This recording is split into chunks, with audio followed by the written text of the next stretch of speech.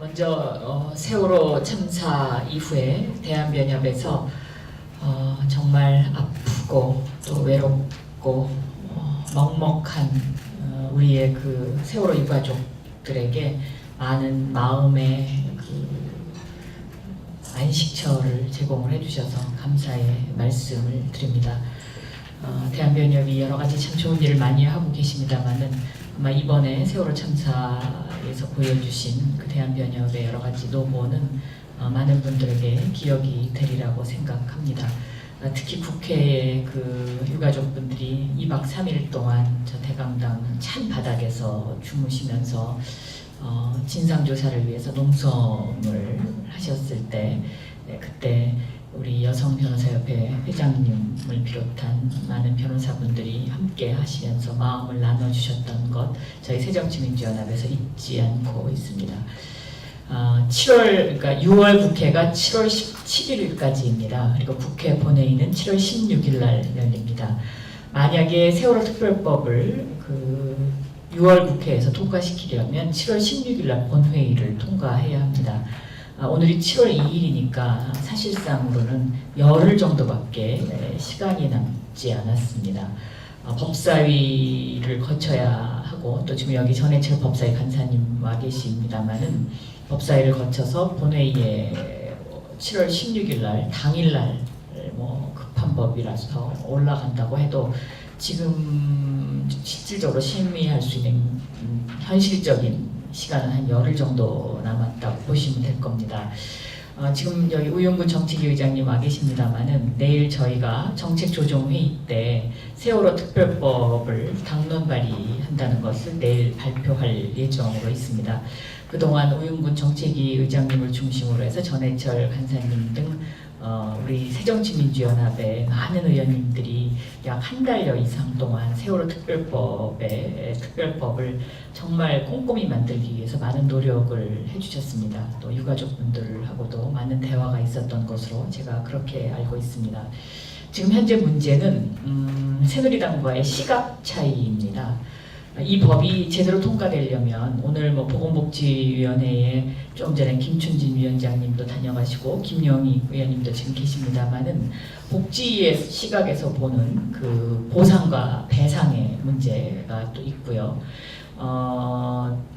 농해수위에서 또 바라보는 또 특별법의 시각이 있을 수 있고요. 안행위에서 바라보는 특별법의 시각이 있을 수 있습니다. 그래서 이 법을 어떤 특정한 상임위에서만 통과시킬 수가 없기 때문에 저희가 이것을 해당 상임위의 연석회의라도 하자라고 지금 현재 새누리당에게 제의를 해놓은 상태인데 답변으로는 논의하자 하면서 실질적으로는 지금 새누리당이 움직이지 않고 있다는 점이 좀 가슴이 아픕니다. 그리고 오늘도 이 자리에 와보니까 새누리당 측에서 대한변협에서 요청을 했는데도 아무도 참가를 안 하셨다는 게 좀 저는 좀 서운하게 들리는데요. 그런 어려운 점이 있고요.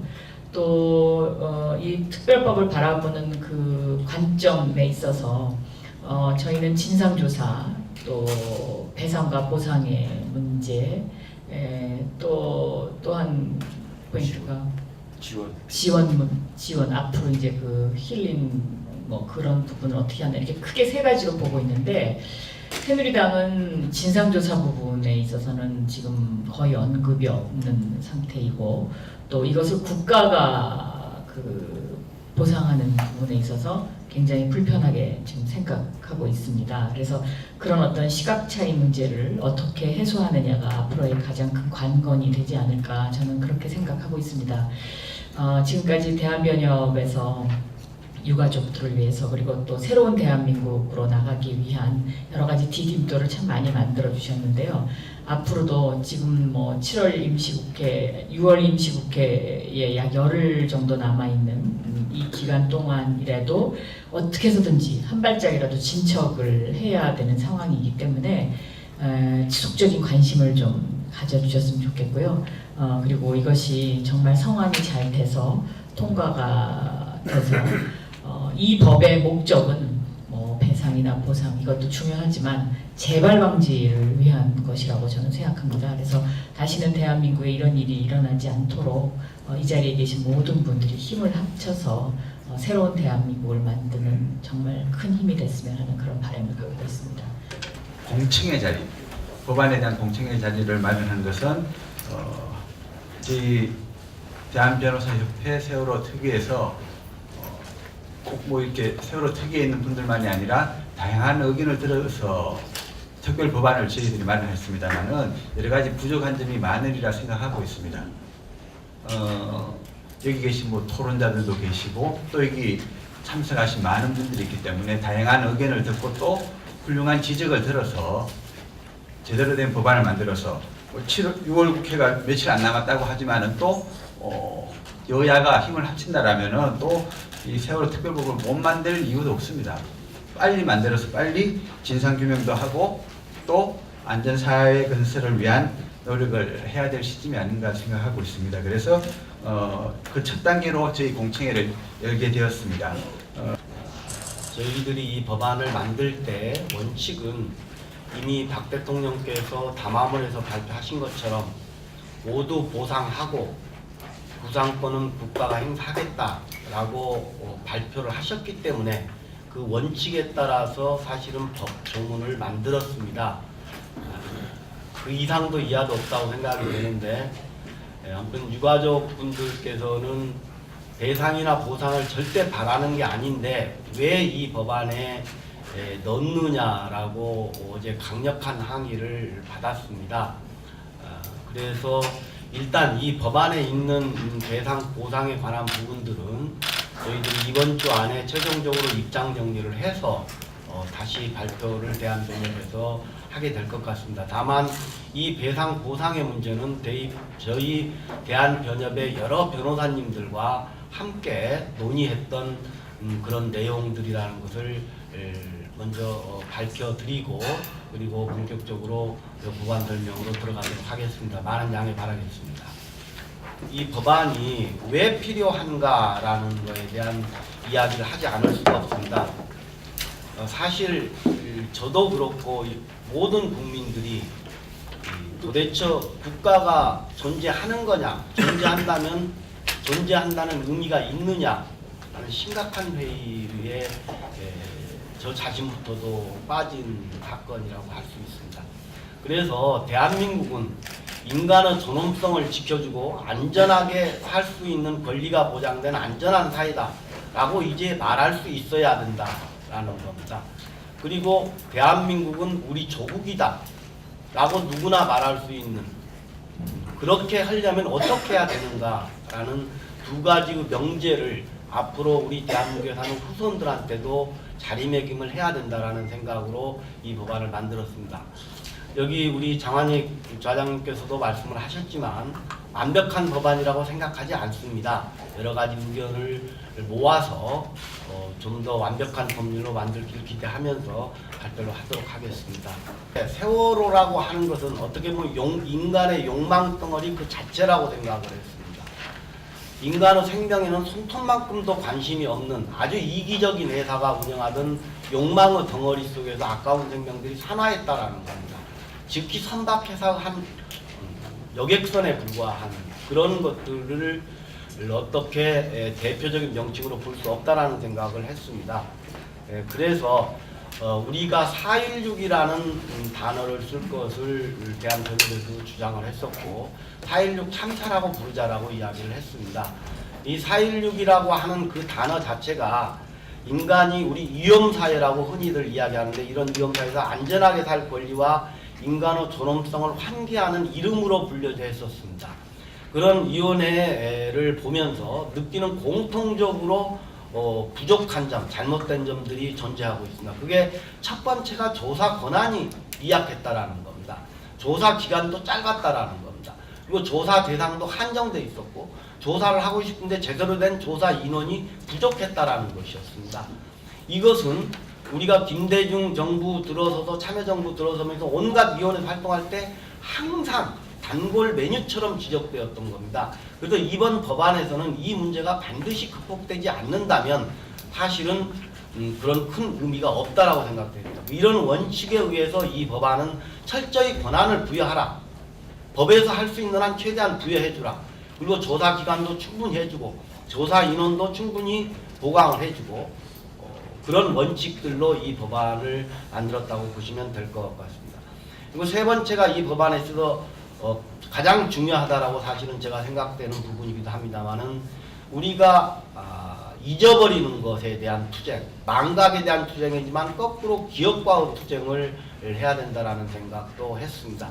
우리가 그동안 왜 그렇게 잃어버렸습니까? 제가 21년 전에 서해회로 사건 할 때 수사하면서 느꼈었던 그 온갖 나쁜 점들이 동일하게 반복이 됐었습니다. 그리고 아무것도 나아진 게 없고 거꾸로 악화됐었습니다. 그때 해경은 굉장히 열심히 했었습니다. 물론 문제가 많이 있었지만.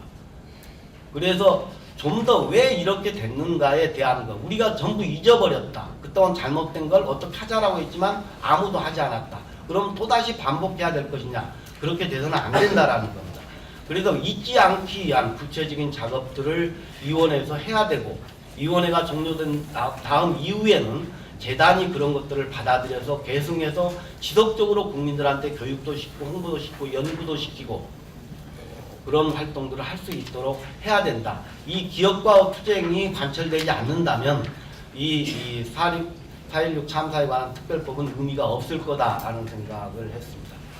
좀 저희들 나름대로 법안을 만들었습니다만은 유가족 분들께서 이 보호배상과 관련해 가지고 우리 지금 사회에서 여러 가지 논의가 있는 것에 좀 신경이 많이 쓰이시는 것 같습니다. 그러다 보니까 이 보호배상 문제에 대해 가지고 이 법안에서 가장 좀 축소를 해 주셨으면 좋겠다는 의견이 있어서 저희들은 그 부분에 대해서는 조금 더 논의를 거쳐 가지고 보호배상 규정에 대한 것을 이 법안에 넣을 수 있도록 하겠습니다. 저 개인적인 경험을 말씀드리자면은 이때까지 주로 그 한국 사회에서는 과거사와 관련돼 가지고 여러 가지 진상 규명하는 법안들이 많았었습니다. 제대로 진상 규명했는지 제대로 그 이후 제대로 처리가 됐는지는 의문입니다만 그런 많은 법안들이 있었는데 그 법안에서는 사실은 보호배상은 전혀 없었습니다. 진실 규명만 해도 황당할 정도. 진실 규명조차 어려웠기 때문에 그 진실 규명만 하기 위해서 노력했습니다만은 지금은 사실은 저 개인적으로 좀 한 단계 더 나가야 되지 않을까. 국가가 잘못했으면 거기에 대해서 당연히 책임지는 자세를 보여야 되는 것이고 그것을 개인이 피해자가 소송을 통해서 청구하는 그런 사법적 해결이 아니라 국가가 알아서 해결하는. 국가가 잘못했으면 국가가 배상하는 게 당연한 거 아닙니까 사실은. 저 개인적으로 그런 생각을 갖고 있습니다. 오늘 사실 토론자로서 양당을 초청을 했습니다. 여당 새누리당도 초청했고 야당으로 새정치민주연합에 계신 분도 초청했습니다만은 유감스럽게도 새누리당에서는 저희 초청에 대해서 전혀 응답이 없으셔가지고 오늘 야당인 새정치민주연합의 전해철 의원이 일단 지정 토론을 하시도록 하겠습니다. 저는 또 지역이 제가 경기도 안산이어서 참사 사고 순간부터 많은 분들과 함께하면서 현재도 그 아픔을 함께하기 위해서 노력 중입니다.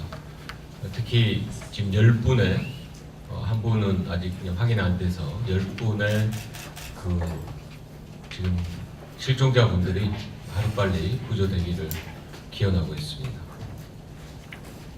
이 세월호 참사 관련 특별법의 방향은 우리 기술 변호사께서 이야기하셨지만 저희들도 성역 없는 철저한 진상 규명이 우선이 돼야 된다. 그리고 피해자 및 피해 지역에 대한 지원 대책 그리고 확실한 재발 방지가 되어야 된다고 생각합니다. 이 관련해서 가족분들이 수차례 사실 여러 가지 원칙에 대해서 말씀을 하셨습니다.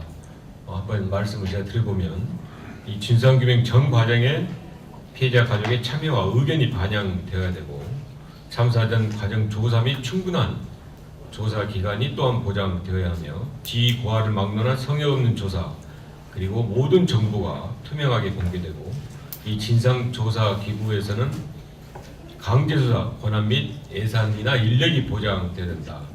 또 여러 민관 차원의 다양한 진상 조사가 반영되고 관련 기관 및 관련자에 대한 민형사상, 행정적 또는 정치, 도의적 모든 책임을 규명하고 추궁할 수 있어야 된다라고 했습니다. 제가 새삼스럽게 이 말씀을 드린 것은 저희 새정치민주연합에서 법안을 만들 때도 그랬고 오늘 토론회에서도 이런 원칙이 다시 한번 확인돼야 된다는 의미에서 말씀을 드렸습니다.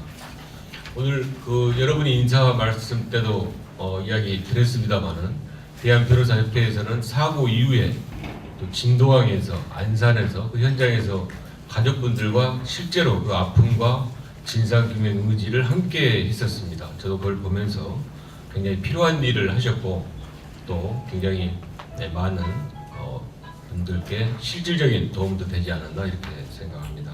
오늘 발제 맡은 그 김수 변호사님도 실제 과거사 관련해서 여러 법안을 성안을 했고 또 그 진상규명에 대해서 활동을 해왔기 때문에 오늘 법안이 충분히 될 수 있었다 생각해서 제가 감히 말씀드리건데 아무튼 많은 분들의 노고에 감사의 말씀을 드립니다.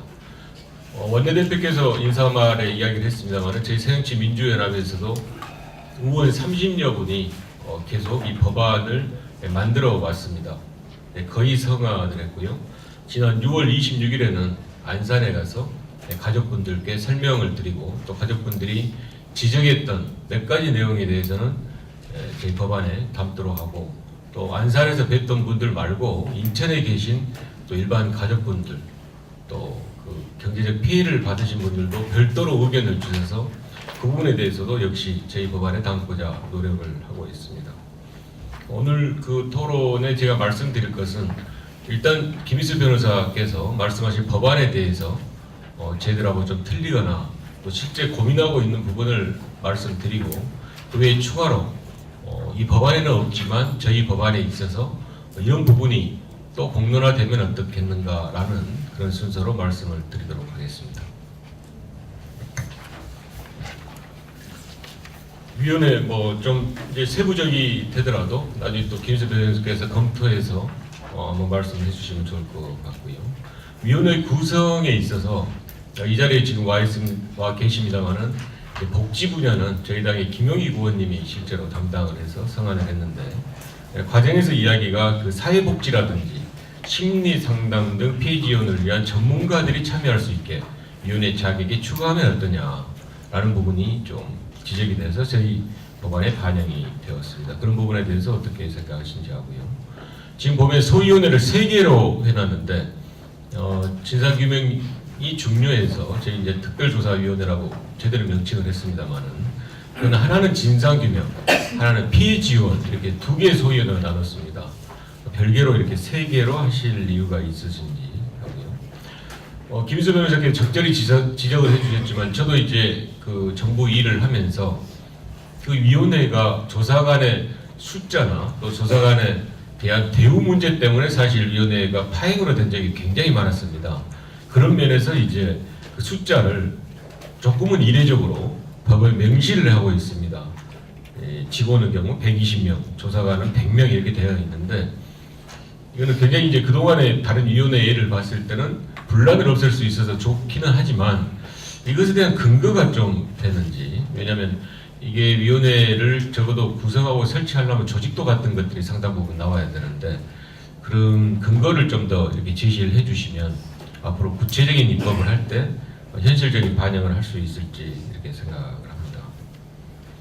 잘못된 거는 다 가야 된다고 생각합니다. 근데 조사를 해서 문서를 제출 명령하고 또 동행 명령을 하고 또 무엇보다도 강력하게 청문회를 해서 문서도 받고 또 부출석에 대해서는 형사처벌까지도 이 국회에서 정감정등에 관한 법률에 예가 있기 때문에 이런 걸 다 돼야 된다는 것은 저는 100% 동의를 하고요. 반드시 가야 되는데 지금 그 법률안에 보면 검사와 그리고 특별사법경찰관에 의한 기소 및 수사를 하게 되어 있습니다. 제가 이제 지금 생각할 때는 현재 이 진상규명을 위해서는 몇 가지 이렇게 방안이 있는데요. 진행 중인 과정이 있는데 하나는 현재 수사가 하고 있습니다. 물론 이게 미흡하다 해서 저희들이 문제제기도 하고 또 국정조사 오늘 하고 있는 데서도 나오고 저희 법사위에서도 여러 가지 지적도 했습니다만 수사가 있고요. 그리고 진행 중인 국정조사가 있습니다. 물론 한계가 있습니다. 그래도 불구하고 위법까지 나아가지 않는 부당하고 또 잘못된 부분에 대해서는 뭐하는 문제 제기를 할 수 있다고 생각합니다. 국정조사를 하고 그리고 나서는 이미 박근혜 대통령이 약속을 했던 특검이 있습니다. 이 특별검사 등에 관한 법률은 지난 6월달에 이미 실시가 되어 있습니다. 물론 이게 국회 본회의 통과라는 한계가 있지만 여야가 합의하면 할 수 있는 어찌 보면 제도적 장치가 마련되어 있는데 박근혜 대통령이 분명히 저는 특검을 약속했다고 생각하고 이 특검에 대해서는 여든 야든 결코 반대할 수 없으리라 생각합니다. 그러면 수사, 국정조사, 특검의 과정을 거치고 그리고 나서 이 진상규명위원회에 의한 진상규명 조사가 있다고 생각합니다. 그런 면에서 이 진상규명위원회 검사의 기소권까지 준다는 것이 과연 좀 필요할 것인가?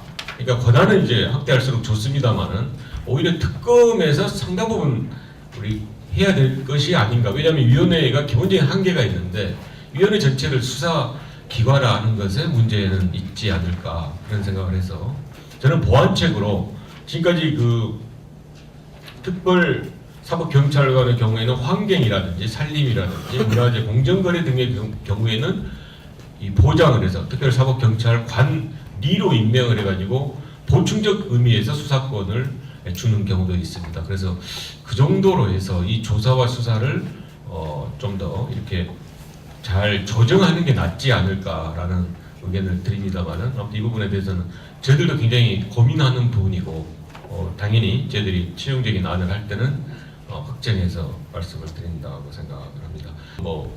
500여 분 이상 되고 그 옆에 하면 수백 명 수천 분들이 그 지역에서 또 인근 지역에서 많은 피해를 보고 지금도 고통을 받고 있는데 그 공동체가 위기 이상의 실제로 이렇게 많이 허물어진 부분을 어떻게 회복할 거냐라는 건 이제 두 가지가 있다고 생각을 합니다. 하나는 그런 분들을 위해서 다 함께 치유할 수 있는 프로그램이 필요하고 또 하나는 거기에 맞는 인프라, 시설이 필요하다고 생각합니다. 시설에 근거 규정을 둠으로써 적어도 당장이 6개월, 1년이 아니라 장기적으로 계속적, 지속적인 그런 치유가 될 수 있는 시설에 대한 근거 규정이 예산 확보를 위해서도 필요하다고 생각해서 부족합니다만 아무튼 프로그램과 그런 복합 공동체, 복합 시설에 대한 설치 근거 규정은 필요하지 않냐 싶고요. 현재 안산에서 지원 형식으로 트라우마 센터를 운영하고 있습니다. 그런데 이것은 법률적 근거가 없어서 얼마 전까지도 예산의 문제라든지 인원의 문제라든지 다툼이 있습니다. 그래서 적어도 이러한 트라우마 센터를 좀 더 상설적으로 또 지속적으로 하기 위해서는 근거 규정이 필요한데 그걸 트라우마 센터에 한정할 것이 아니라 국립중앙의료원의 설립 운영에 관한 법률에 따른 분원식에 또 하나의 국립의료원을 설치를 하고 다만 이 국립의료원에서는 트라우마 센터에 대한 일을 특화해서 훨씬 더 집중적으로 할 수 있는 그런 근거 규정이 필요하다 생각해서 저희들이 저는 추모 사업 추진단을 법상 기구로 둠으로 인해서 좀 더 항상적으로 갈 필요가 있다고 생각합니다. 이런 부분들이 오늘 그 안을 만드신 것에 적절히 또 반영해 주시고 합쳐진다면 더 많은 더 좋은 그런 내용이 되지 않을까 싶고요. 하나 또 우리 협회장님께서 이제 계셔서 여쭈는 것과 문제제기인데 이제 그 일정상 저희들 6월 국회 7월 18일까지 이제 반드시 해야 되는데 사실 또 어찌 보면 어렵지는 않습니다. 이미 이런 종합법도 있지만 개별법으로 많이 나온 부분도 있기 때문에 아주 압축해서 논의 심의한다 그러면 10여일 기간에서 충분하게 할 수 있다고 생각하는데 오늘 법률안을 어떻게 반영을 하실 건지 그 입법 과정에 아시다시피 일반적으로는 여러 가지 길이 있지 않습니까? 입법 청원을 하신다든지 아니면 독자적인 어떤 의원에 의해서 발의를 하신다든지 그런 구체적인 이것의 입법 과정에 실질적인 그 반영을 어떻게 하실지도 마찬가지로 논의하시든지 정리해 주시면 당장에 저희들이 협의하고 이렇게 합의하는 데 도움이 될 수가 있다고 생각합니다. 네, 안녕하십니까. 세월호 참사 희생자, 실종자, 생존자 가족 대책위의 부위원장을 맡고 있는 정영사입니다. 저는 진상규명 분과회를 맡고 있으면서 철저한 진상규명이 이루어지기를 바라고 있습니다. 우선 세월호 참사 희생자, 실종자, 생존자 가족들을 위하여 많은 노력을 기울여주고 계신 대한변협에 깊이 감사를 드립니다. 그리고 역시 많은 도움을 주고 계신 민변, 참여연대 등 시민단체들에게도 깊은 감사를 표합니다. 저희 가족들은 세월호 참사로 인하여 사랑하는 사람을 잃고 깊은 슬픔을 겪고 있습니다. 지독한 슬픔 속에서 저희들이 분명하게 느낀 것은 이런 슬픈 일이 다른 사람에게 일어나서는 안 된다는 것이었습니다. 이런 슬픔을 느끼는 사람은 우리로서 충분하다는 것이었습니다. 그래서 고민하게 됐습니다. 무엇을 해야 하는지. 그 결과 세월호 참사와 관련하여 잘못된 제도가 무엇이고 잘못한 사람이 누구인지를 명확하게 밝혀 책임질 사람은 책임을 지도록 하는 것이 가장 좋은 방법이라고 생각하게 되었습니다. 이후 저희 가족들은 진상규명과 책임자 처벌, 그리고 그것을 통해 사회가 보다 안전하게 되는 것이 저희들이 원하고 바라는 것 중 으뜸이 되었습니다. 혹자는 저희들이 원하는 것은 돈이라고 말을 합니다. 그러나 저희들이 정당한 복 이상의 경제적 보상이나 배상을 원하지 않습니다. 그래서 경제적 보상 배상이 자세히 규정되어 있는 대한변협 법률안에 대해서 모두 동의할 수가 없어 경제적 보상 배상에 대해 발제를 일단은 하지 말아달라고 요청을 드렸습니다. 이런 저희 가족들이 바람과 기대에 비추어 봤을 때 대한변협이 마련한 특별안은 기대를 충족하는 면도 있지만 그렇지 못한 면도 있습니다. 법률 전문가가 아닌 저로서는 자세하고 명확하게 판단하기는 어렵지만 그래도 저희 가족들과 관련된 법률이기에 최선을 다해 의견을 드리도록 하겠습니다. 제가 봤을 때 진상조사를 위하여 독립적인 위원회를 두도록 한 점이나 이 위원회에 강력한 조사권을 부여한 것은 정치적 이해관계로부터 독립된 철저한 진상조사를 위해 필요한 조치인 것으로 보입니다. 그리고 법률에는 문외한이라 실제로 가능할지 명확하게 판단할 수는 없지만 상임위원에게 검사의 지위를 부여하여 조사에 필요한 여러 가지 강제력 있는 조치를 할 수 있도록 한 것도 현재의 지지부지한 진상규명 과정에 비춰보면 이릉타당해 보입니다. 최근 진행되고 있는 국정조사를 보면 많은 국회의원들이 열심히 하려 하나 일부 국회의원들은 졸고 제대로 준비도 안 된 질문으로 시간만 허비하고 자신의 정당의 이익만 고려하는 모습을 보여주고 있습니다. 이런 상황이기에 이렇게 강력한 권한은 더욱 필요해 보입니다. 그러나 안전한 사회를 위한 정책적인 대안을 마련하는 부분에 있어서는 좋은 평을 드리기 어렵습니다. 물론 대한변협이 마련한 특별법 안에는 안전할 권리를 언급하고 있고 설립될 재단으로 역할로서 안전을 위한 여러 활동을 정하고 있기는 합니다. 그렇지만 세월호 참사 이전과 이후 우리 사회가 달라져야 한다고들 많은 국민들이 말씀하셨던 것이나 저희 가족들이 말하여 왔던 안전한 사회라는 것에는 미치지 못한다고 보여집니다.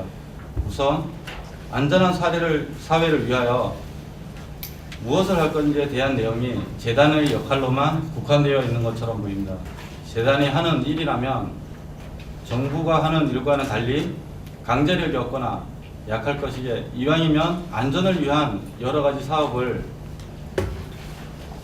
하는 단위로 정부기구 혹은 진상조사위원회와 같은 법에 의한 공적기구를 만들어야 하지 않을까 합니다. 또한 마치 세월호 참사와 관련된 안전 문제만을 다루고 있는 것처럼 보입니다. 그러나 저희 가족들은 세월호 참사를 계기로 하여 단지 세월호 참사와 관련된 안전 문제만을 되돌아보는 것이 아니라 사회 전반에 걸쳐 놓여있는 안전 문제를 되돌아보기를 원합니다. 사람들이 많이 이용하는 대중교통이나 규모가 일정 정도 이상 되는 대형 건설 현장 혹은 시설 등의 안전 여부가 꼼꼼하게 점검되어야 할 것이고 만약 문제가 있다면 개선되어야 할 것입니다.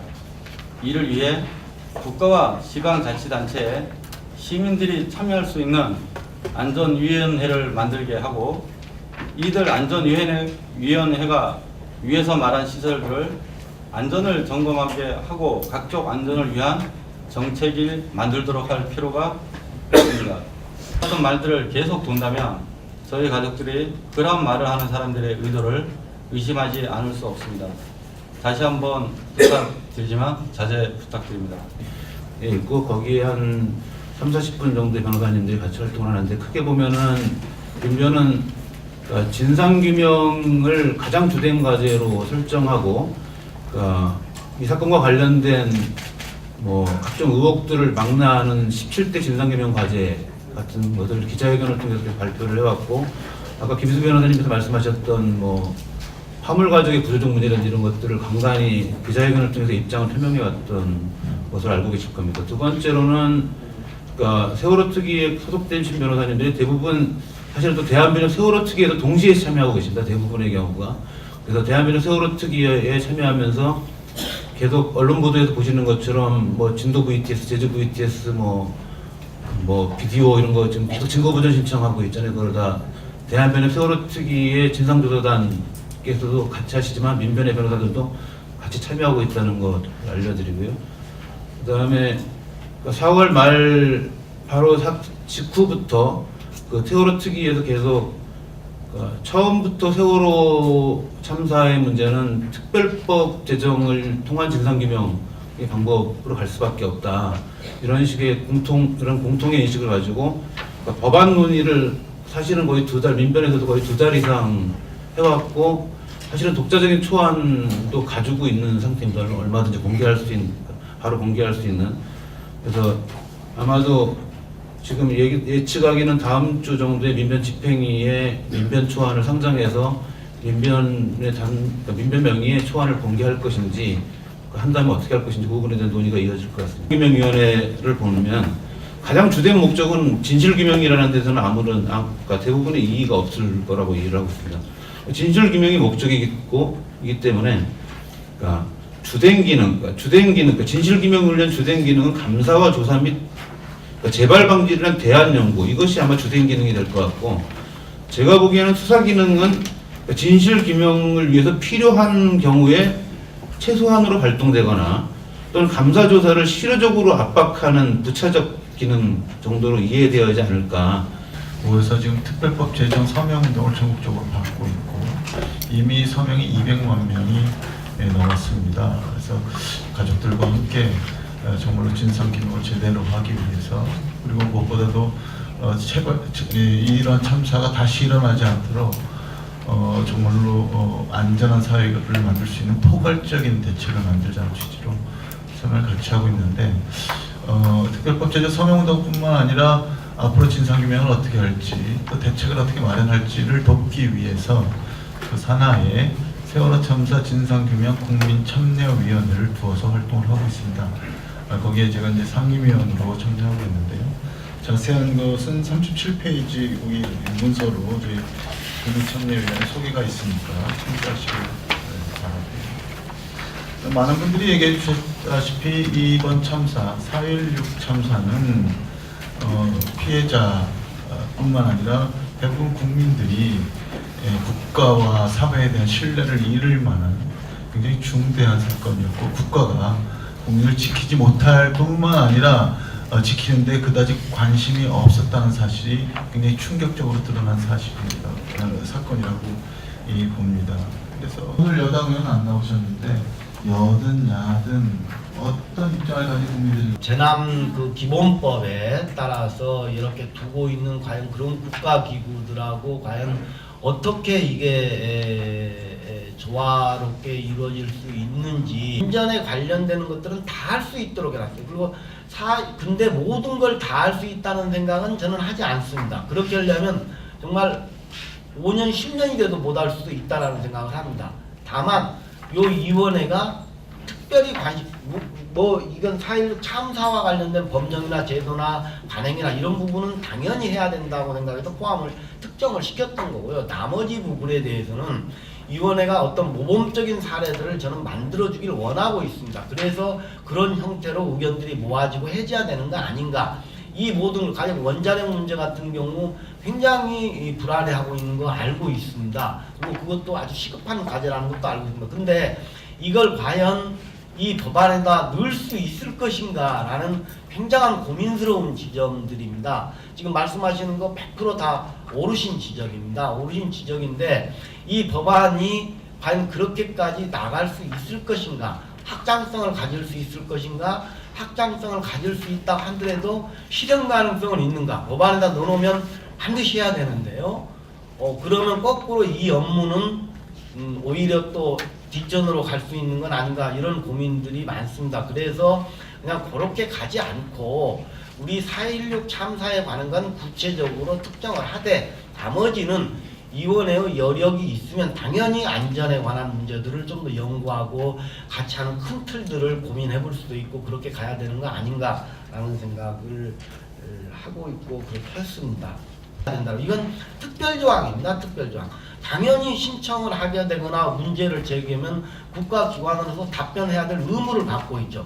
그러나 만약에 신청주의를 택한다고 한다면 가령 엉뚱한 신청을 모든 국민한테 다 확장을 시켰고 전혀 얼토당토 않는 신청을 했을 때 거기에 대해서 일일이 다 조사해서 페이퍼 만들어서 거기에 대해서 답변을 해줘야 저는 정도까지로 가야 되느냐. 신청주의로 가야 된다면 그게 전제가 돼야 됩니다. 당연히 국가기관이니까 답변할 의무가 있고 조사할 의무가 있는 것이죠. 근데 그렇게 된다면 저는 거꾸로 위원회 업무가 굉장히 방해를 받을 수도 있을 것이다라는 우려를 갖고 있습니다. 그래서 직권으로 가령 신청을 하거나 제보를 받았을 때 이걸 조사할 필요가 있는지 없는지 정말 희생자분들하고 유가족분들 그다음에 상해나 후유장애를 안고 계시는 그런 분으로만 좁게 한정을 했다가 여러 다양한 의견들이 들어왔고 가령 화물자동차 하나 가지고 그것이 모든 생계의 수단인데 이번 세월호에 싣고 가다가 빠져버렸습니다. 이 사람은 자동차 할부금도 못 냈는데 빠져서 어디다 하소연할 것도 없는 그런 생계형의 사람들이 대다수였습니다. 물적 피해자들도. 보험도 안 된답니다. 그럼 어떻게 해야 될까요? 이게 분명한 피해자입니다. 그래서 그런 부분들을 넣어야 된다. 그리고 다른 법안들에서 가령 진도 지역으로 하자, 안산 지역을 그렇게 하자라는 법안들이 있고 나름대로의 타당성이 있는 것도 알고 있습니다. 그렇지만 저는 그런 부분들까지 명시하고 싶지가 않았습니다. 왜냐하면 가령 진도라든가 안산이라든가 이거 재난기본법이라든가 순환고법에 의해서 기본적으로 할 수 있는 것들이 있습니다. 그런데 지원할 수 있고 지금도 지원이 물론 뭐 기간이 이렇게 한정돼 있어서 한계는 있습니다만은 그런 것들을 할 수 있는데 과연 여기다가 더 플러스 알파를 해야 될 것인가? 그러나 아예 안 된다고 하면 또 어떻게 될 것인가? 그런 고민들이 있었습니다. 그래서 여기서 위원회에서 만약에 그런 신청들을 특별히 진도에 계시는 분인데 가령 요거 가지고 안 되고 정말 이렇게 너무 힘들고 못 살겠다. 가령 안산 고등학교 재학 중인 학생들 중에 어느 누구가 특별히 이렇게 돼갖고 정말 힘들겠다. 아니면 안산 시민 중에서도 그렇다. 사람마다 다양하게 반응을 할 수 있고 그 아픔이나 고통들도 조금은 정도를 달리할 수 있을 겁니다. 그런 경우 어떻게 해야 되는 것인가? 그렇다면 위원회에서 그런 사람들이 정말 피해자인지 아닌지 엄격하게 다른 분들의 의견을 다양하게 받아들여서 폭을 넓어서 그래서 직접 간접 피해자를 위원회에서 인정하는 자 이렇게라도 활로를 열어주고 다만 무조건 확장시키지는 말자. 그러니까 원칙적인 방법을 택하되 탄력적으로 테러를 열어주자라는 그런 방식으로 이 피해자 범위를 했고 많은 고민이 있었습니다. 그래서 아무튼 지적하신 부분들은 좀 더 고민을 해보겠지만 저희들이 그런 고민을 했었다는 것은 답변으로 가름을 하겠습니다. 그리고 공무원의 조사 거부나 방해에 대해서 뭐 특례 규정을 넣어서 처벌하셔야 된다라는 지적에는 동의하기가 제동스럽지만 좀 어렵습니다. 왜냐하면 이건 명백하니 헌법에 바라는 형벌 불소급의 원칙입니다. 그래서 물론 좀 더 조사를 원활하게 하기 위한 그런 방안들에 대한 그런 고민들이라는 것은 저도 충분히 이해하고 우리 김덕수 변호사님도 충분히 알고 계시지만 그런 부분들을 지적했다고 하는데 그런 조항 하나로 이 특별법이 괜히 위헌 시비에 들어가는 건 좀 저 개인적으로는 좀 동의하기 어려운 거 아닌가라는 생각을 합니다. 조사가 비공개가 너무 많다고 하시는데 그건 약간 좀 오해를 하신 건 아닌가 싶습니다. 심리와 조사를 모두 공개할 수는 없습니다.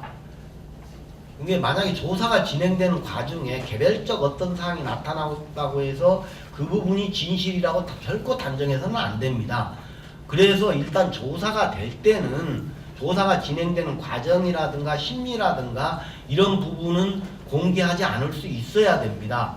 모든 걸 다 공개하면 거꾸로 지금 유병원 씨를 잡아야 된다는 정서가 국민들 대다수 동의를 하실 겁니다.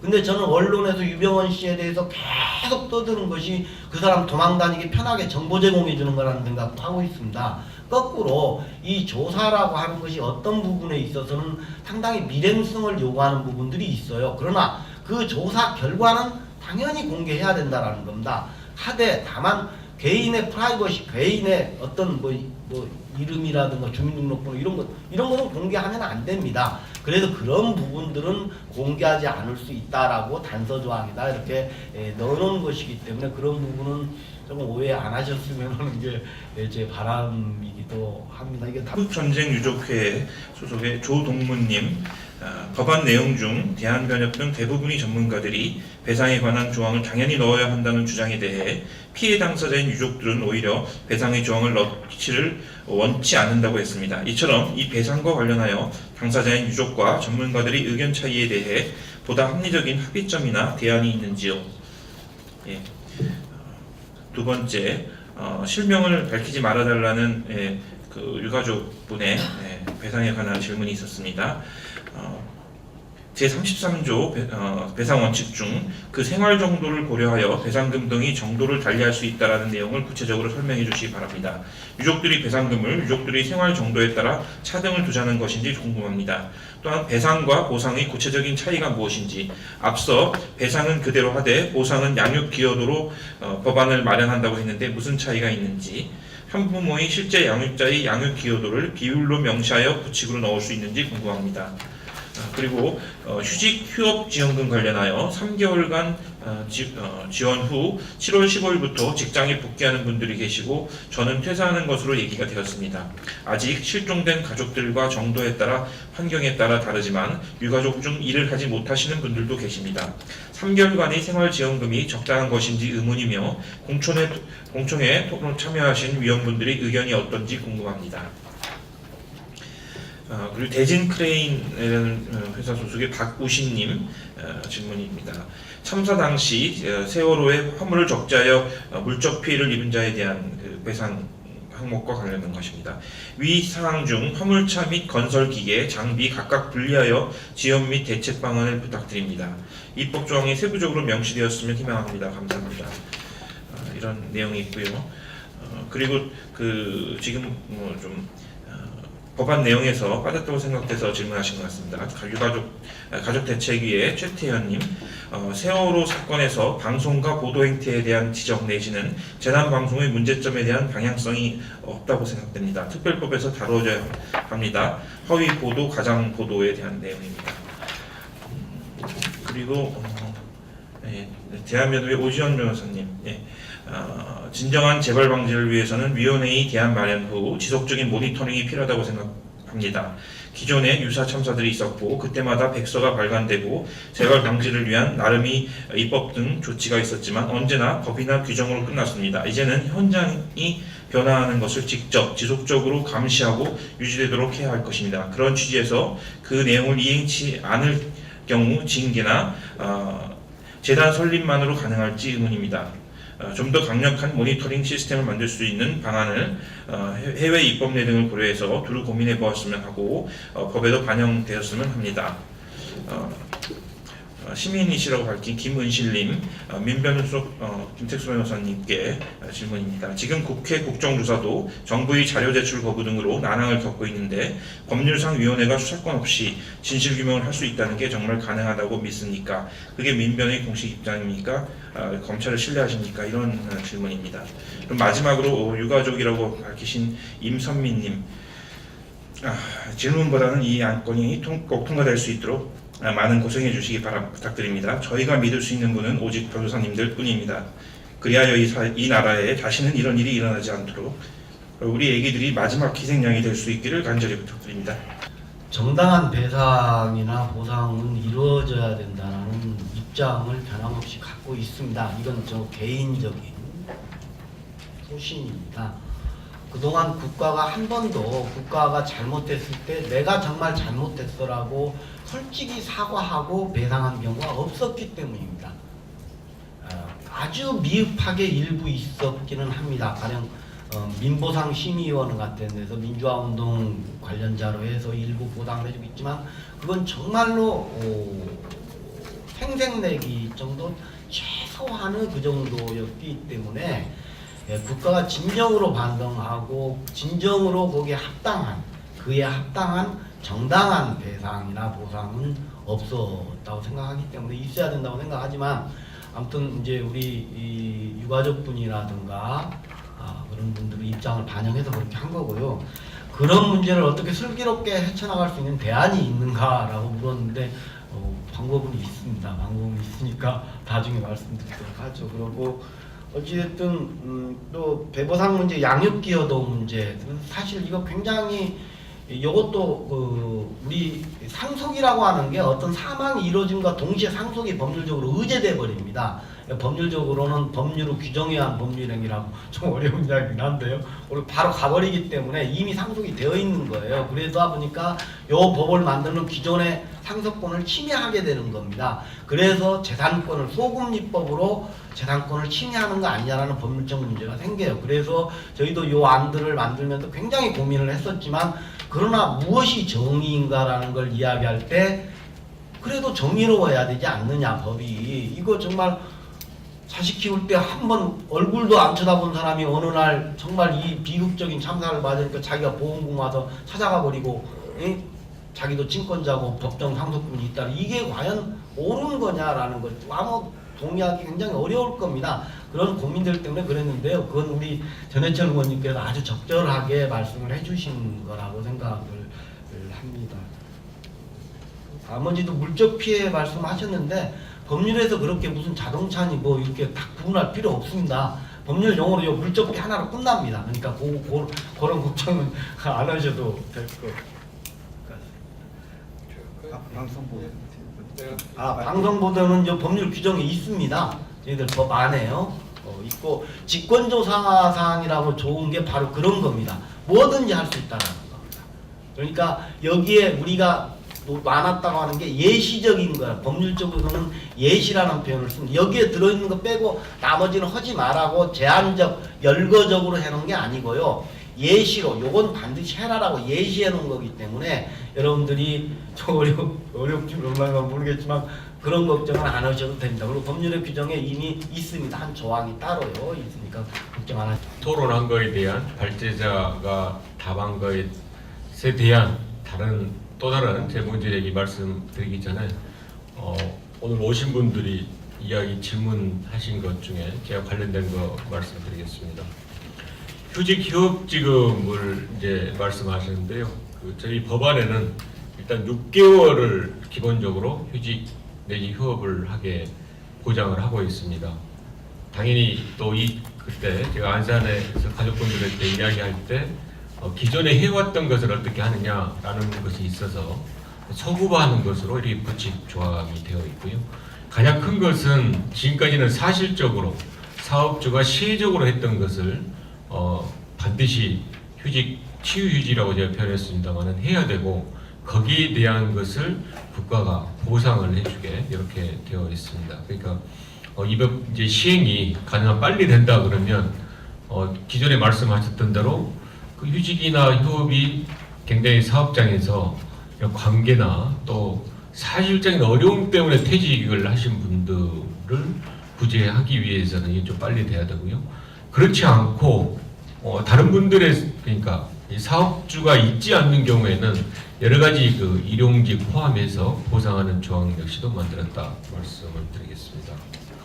그의 그 질의하신 부분에서 제가 이제 제가 뭐 우리 발제자분께 다 대답을 했습니다만은 관련돼서 말씀드리면 그 배상과 보상 차이를 말씀드렸는데 저는 아무튼 일관되게 말씀드린 대로 현재도 언론이나 국정조사 일부 나와 있지만 그 선주의 관리 감독이라든지 또 구조 과정의 문제라든지 저는 국가가 책임이 있다고 생각합니다. 그 국가의 구체적인 책임이 어디 범위까지라는 것은 앞으로 더 해야 될지 몰라도 적어도 법상의 배상 책임도 있지 않냐 싶고요. 그랬을 때 그 배상으로 해서는 실질적으로 부족할 수가 있다. 그 책임 법리에 따라서. 그래서 거기에 플러스해서 보상에까지도 나아가야 된다고 생각을 하고요. 기여도 관련해서는 이제 제가 말씀을 드렸던 대로 실제 그 상속은 사망 시점에 이미 상속분이 결정이 돼 버립니다. 그렇게 됐을 때 지금 민법상의 기여도라는 조항이 있는데 그것에 의해서 양육이나 일정 기여를 하는 것은 상관이 없는데 그 법은 시행을 하고 있으니까요. 그런데 이미 지금 상속분이 정해진 것을 지금 와서 법으로 일정 상속분 가져간 것을 이렇게 다른 분한테 준다 그러면 이거는 전형적으로 그 서구 입법에 의해서 재산권이 침해된 것으로 많은 분들이 이야기를 합니다. 그래서 이제 배상 같은 경우는 상속분에 따라서 어쩔 수가 없지만 보상은 그 이외에 여러 가지 그 사정이나 정황에 따라서 할 수가 있는 거기 때문에 그 보상을 할 때는 실질적인 양육자에게 할 수 있는 여지가 많다라고 법상 다른 제한도 없어서 그런 방향으로 할 수 있다고 말씀드리고요. 그 우리 발제자께서도 말씀하셨지만 그 위원회 주요한 제들도 그 조사사항이나 해야 될 일 중에 하나가 방송 및 보도의 형태에 대한 것은 명시적으로 규정을 하고 있다 말씀드리고 사실 이것을 지금 위원회가 저희들 아는 2년입니다. 1년에 6개월 이렇게 돼 있고 지금 변협안은 2년에 1년 이내 범위에서 2년 6개월 또 3년을 예상하는데요. 사실 이거로 다 되겠습니까? 이후의 것들에 대한 것들이 담보되어 있는 게 굉장히 중요하다고 생각하고요. 그래서 저희들이 이제 백서라든지 또는 범정부 차원의 종합지원대책단을 총리산하에 하는 것들을 상정을 하고 있는데 그 계속적으로 아무튼 이런 문제점들이 실현될 수 있는 것에 대해서는 저희들은 더 지혜를 모아야 된다고 생각합니다. 제가 이제 발제하신 것에 대한 토론에 대해서 발제자께서 말씀하셨던 큰 틀에서 두 가지. 하나는 지원책은 발제자께서 말씀하신 게 정확한 겁니다. 그거는 정부의 책임입니다. 그러니까 이런 정부의 책임에 대해서는 예산의 근거를 마련하기 위해서 세부적으로 규정이 필요한데 이거는 아무튼 여든 야든 또는 뭐 정부가 입장을 해서 다 망라해서 지원책은 해야 될 그런 의무가 있으니까 이 부분에 대해서는 계속적으로 보충 확충이 돼야 된다고 생각하고요. 여전히 남는 게 수사권 문제입니다. 저도 사실 이제 과거사위원회 일정 부분 근무도 해보고 하면서 이 조사의 어떤 실효성에 대해서는 정말 많은 싸움도 하고 미흡한 걸 느꼈습니다. 그런데 이제 그 조사와 수사를 과연 어떻게 우리가 그걸 잘 이렇게 개념 정립을 해야 되느냐 그런 숙제가 굉장히 어려운 것 같습니다. 말씀하신 대로 이제 두 가지 방안을 생각할 수가 있는데요. 저희들이 이제 생각했던 특별수사 사법경찰관을 일부 임명하는 것은 굉장히 보충적인 거죠. 그러니까 특별한 경우에 뭐 압수수색 영장을 신청한다든지 뭐 여러 가지 것들을 이제 보충하기 강제 수사를 위해서 보충하는 건데 근원적으로는 그 앞에서도 말씀하신 바와 같이 과연 검사, 그러니까 특별검사라고 이제 가칭한다면 그 검사를 위원회 안에서 하고 있느냐, 위원회 안에서 하느냐, 아니면 밖에서 그런 특별검사 역할을 하게 하느냐라는 것으로 저도 나뉠 수가 있다고 생각합니다. 근데 제 생각은 어떤 위원회 안에서 했을 때는 그것이 아무리 보충적이라 하더라도 그 위원회 전체가 상당 부분 수사기관화되는 문제가 있어서 그것은 좀 어렵지 않냐 싶고요. 그럼 밖에서 했을 때 어떻게 하느냐? 말씀하신 바와 같이 이번에 특별검사 임명대에 관한 법률은 굉장히 한계가 있습니다. 저희 당 내에서도 저도 뭐 개인적으로 반대를 소위 여러 반대를 했는데 어쩔 수 없는 이제 타협책에서 이 법안이 통과됐는데요. 하나는 이것의 한계는 발동 요건의 한계입니다. 그러니까 특별검사의 권한, 수사 대상 이런 건 전혀 문제가 없습니다. 다 그건 할 수 있는 거고요. 다만 발동 요건에서 법무부 장관이나 국회 본회의 통과하기 때문에 지금 같은 현실에서는 여당이 반대해버리면 안 된다는 이거거든요.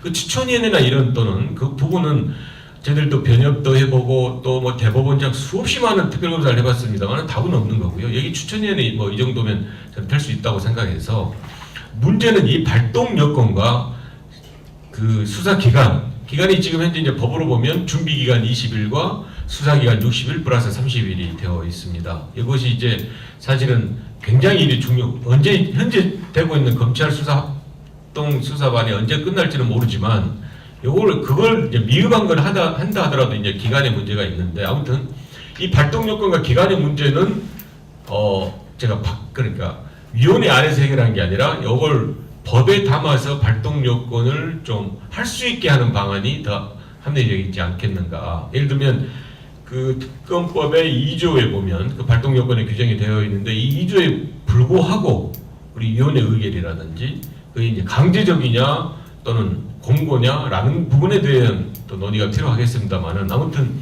기존의 그 특별검사 이것을 그 틀을 이용하되 이 위원회의 의견이 상당 부분 반영, 강제 또는 아주 센 요청에 의한 반영이 되게 가야 되지 않을까라고 생각하는데 또 이 부분에 대해서는 또 많은 의견을 듣도록 하겠습니다. 단답형으로 말씀드리면 위원회가 수사권을 갖도록 하는 게 옳으냐 그르냐 옳다 이거거든요. 저희는 수사권을 갖도록 하는 건 진취적인 입법이다 이렇게 앞에 평가를 해드렸고요. 두 번째로는 그러니까 수사권을 부여하는데 그것을 어떻게 하면은 좀 더 효과적으로 기존의 감사조사 연구 기능과 중복되지 않고 충돌하지 않으면서 잘할 수 있을까? 이게 사실은 법안에 담아져야 되는 내용이기 때문에 그런 고민이 충분히 반영되지 않은 것 같다는 쪽에서 비판적인 의견을 냈던 거고요. 네, 그게 민병 공식 입장인가 그렇게 검찰을 신뢰하나 이렇게 물으면 민병 공식 입장은 수사권을 허용하자는 입장입니다. 그 수사권을 주자는 입장이고요. 근데 좀 더 이 부분을 좀 더 자세하게 설명을 하면 저희가 그러니까 한 2달 이상 이 특별법 논의를 해왔다고 말씀드렸잖아요. 근데 초기 논의는 어쨌든 기존의 진상규명에 관한 특별법에 관련된 여러 가지 임의 조사와 관련된 것이 사실상 실효성이 좀 너무 약하다. 이걸 어떻게 하면 좀 더 실효적으로 강화시킬 수 있느냐 이런 식으로 해서 법안을 계속 보충하고 심지어 뭐 다소간의 위헌 시비가 생길 수도 있는 조사 거부나 방해하는 공무원에 대한 처벌 규정, 형사처벌 규정도 적절히 한번 넣어보자 뭐 이런 식으로까지 논의를 계속 해왔던 겁니다. 그래서 그 부분은 그러니까 안으로 만들어져 있지만 어쨌든 지금 아직 저희가 배포를 안 해드린 상태에 있는 거고 두 번째로 이렇게 저희는 이제 논의를 계속 해왔는데 사실은 우리 대한변협의 김희수 변호사님이 그러니까 초기의 논의에서는 위원장과 상임위원에게 검사의 지위와 권한을 부여하자 이런 안을 이제 제안을 하고 저도 이제 초기 논의에 토론에 참여를 했었습니다. 그런데 제가 그 안을 딱 들었을 때 첫 느낌이 참 신선한 발상이다. 신선한 발상이다라는 느낌이 진짜 일감이었습니다. 일감은 그거였고, 근데 좀 이거를 좀 세부적으로 검토를 해보니까 이렇게 하면은 좋을 거는 같은데 그러면 이 위원회가 수사만 하다가 실제로 감사조사나 연구나 대안제재나 이런 거는 잘 못하는 거 아닙니까? 실제로 이런 우려가 있거든요. 그러니까 예를 들면은 국가기구가 예를 들어 감사원은 감사에 관한 전문 공무원들이 있잖아요.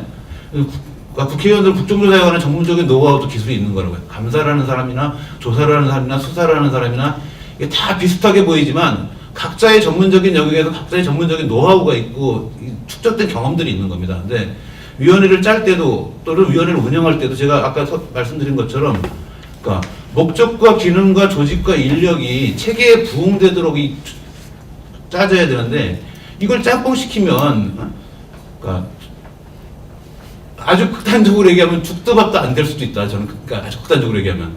그래서 그러니까 저희가 나중에 뭐 공개를 하겠지만 제가 생각하는 그러니까 저희가 생각하는 안은 현재 그러니까 일종의 절충안인데 그러니까 물론 이제 이거는 그러니까 뭐저 정의당의 정진우 의원이 낸 그러니까 특별검사를 별도로 특별검사의 장을 주는 것에 대해서도 그것도 좀 적절하지 않은 것 같아가지고 두 개를 어떻게 보면 두 개를 절충한 안을 저희도 좀 갖고 있습니다. 그 부분은 그러니까 예컨대 그걸 간략하게만 공개를 해드리면 그러니까 위원회는 기본적으로 진상규명과 관련된 감사조사 기능을 하는 거예요. 감사조사 연구 기능을 하는 거예요. 근데 그러니까 특별히 강제수사가 필요하다고 할 경우에 위원회에 검사 기능을 부여하는데 그 기능을 수행할 수 있는 사람을 저는 위원장이라고 보는 겁니다. 위원장 한 명이 검사의 지위와 권한을 가지고 강제 수사를 할 조직은 검사대로 조직과 인력을 따로 꾸리고, 그러니까 그러니까 감사조사 연구를 주되게 하는 조사나 연구위원회 이런 쪽은 따로 조직과 인력을 꾸리고, 그러니까 일종의 위원장을 정점으로 하는 양날개 조직인 거죠.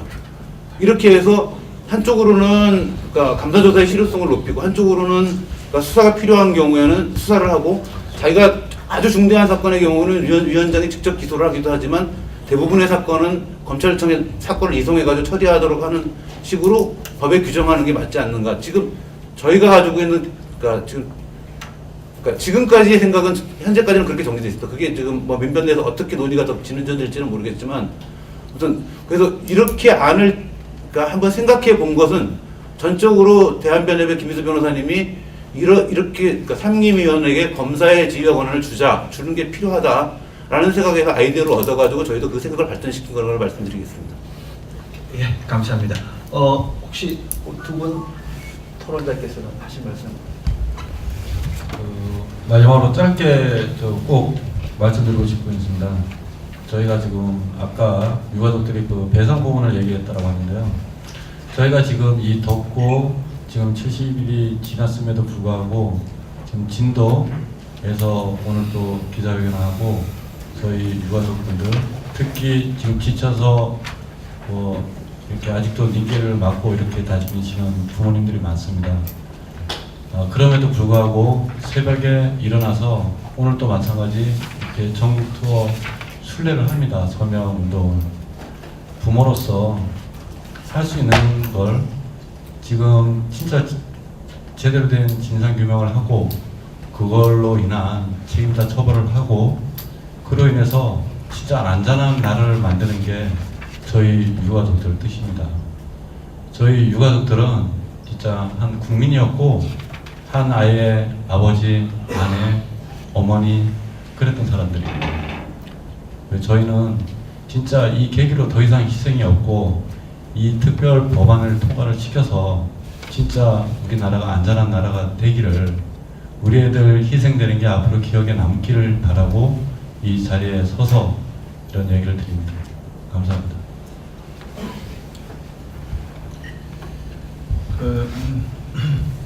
아까 그 공개 문제였는데요. 물론 이제 조사를 비공개할 수 있는데 비공개할 경우에도 적어도 이 위원회가 국민참여위원회라고 하면 어떤 경우에 비공개한다는 걸 아주 구체적으로 정의해야 될 것 같은데 좀 많긴 합니다. 사실은 제가 예를 들면 13조에 위원회 의사는 공개한다. 다만 필요하다고 인정하면 공개하지 아니할 수 있다. 이렇게 되어 있고요. 그래서 위원회 또는 소위원회가 그냥 어떤 원칙적으로 공개는 하지만 필요하다고 인정하면 모두 비공개할 수 있도록 되어 있고 역시 25조도 청문회는 기본적으로 공개 청문회해야 된다고 봅니다. 그런데 전 또는 일부를 공개하지 아니할 수 있다 이렇게 해서 지금 뭐 국회도 그렇게 하죠. 그렇지만 저희도 국회 상임위원회가 지나치게 비공개 위주로 운영된다고 되어 있는데 그것을 거의 준용하는 수준으로 돼 있어서 다만 이제 조사 문제는 일부 비공개할 수 있겠지만 그 경우에는 어떻게 할 것인지. 27조에도 이거에 따른 조사 정보 등의 조사는 공개하지만 역시 다른 법에 따라 공개가 제한되거나 사생활 비밀치를 그렇게 그러지 아니하다. 또 조사 보고서에서도 비공개할 수 있다. 뭐 이런 조항이 있는데 각 조항마다 단서 조항이 조금씩 다르고 너무 많은 비공개 조항이 있다. 그럼 어떤 거는 공개하느냐, 그 공개의 취지는 뭐냐에 대해서 비공개만큼 강조돼야 된다. 그리고 아까 시간 없어서 못한 거 조금 말씀드리면 33조나 34조 보면 33조에는 배상의 지급주체가 위원회로 돼 있고 34조에서는 배상의 지급주체가 정부로 돼 있는데 약간 혼용되는 것 같고 그 경우에 배상금의 지급주체를 국가로 명시하는 게 좋지 않을지 하는 것 같고 그리고 장애 등급 판정 같은 경우에는 지금 위원회 업무로 돼 있는데 약간 전문기관에 위탁해서 하는 것도 방법이 아닌지 하는 의견이 있습니다. 그리고 생활 정도에 따라서 배상금 문제를 하는 거나 뭐 이런 거에 대해서 토론이 좀 더 필요하다는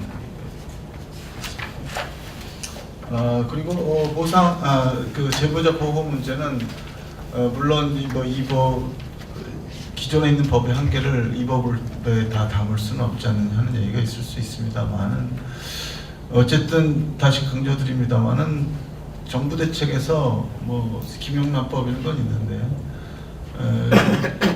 공직자나 시민들의 양심의 자유, 전문가들의 자기 판단의 자유, 우리나라에 그게 특히 없어서 참사가 많이 난다고 봅니다.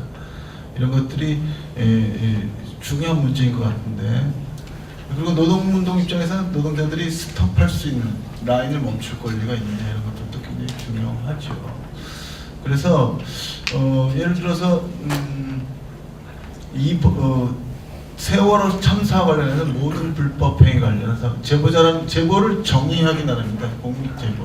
제보는 증거를 가지고 제시하는 분명한 어떤 신고 행위라고 보고 그래서 특정 그냥 과거의 적폐를 정보를 제공한 사람 보호한다, 신변을 보장한다 이런 거 말고 증거를 제시해서 특정 불법 행위에 대해서 신고를 했을 때는 모든 불법 행위에 관한 어쨌든 여기서는 보호하고 보상도 제공할 수 있고 특별히 제보 접수 그래서 조사 또는 이첩 그래가지고 그 결과를 반드시 위원회가 받아가지고 처리할 수 있도록 하면 모두가 다 신청하면 어떻게 하느냐 하는 문제 제기했는데 이 제보라고 하는 것은 증거를 가지고 제출하는 거기 때문에 일반적인 신청이 남용되는 것과는 달리 유효하게 사용할 수 있을 거라고 저는 생각하는데 그것들에 대해서 조금 더 적극적으로 검토해 주시면 어떨까 하는 생각이 듭니다.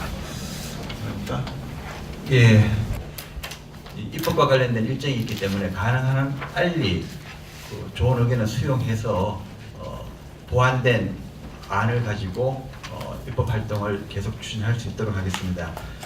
마지막 의견을 말씀하셨죠. 유가족이 이 나라에 다시는 이런 일이 일어나지 않도록 우리 애기들이 마지막 희생양이 될 수 있기를 간절히 부탁드립니다. 꼭 이렇게 될 수 있도록 저희 여기 계신 모든 분들을 노리겠으면 하겠습니다. 감사합니다. 마치겠습니다.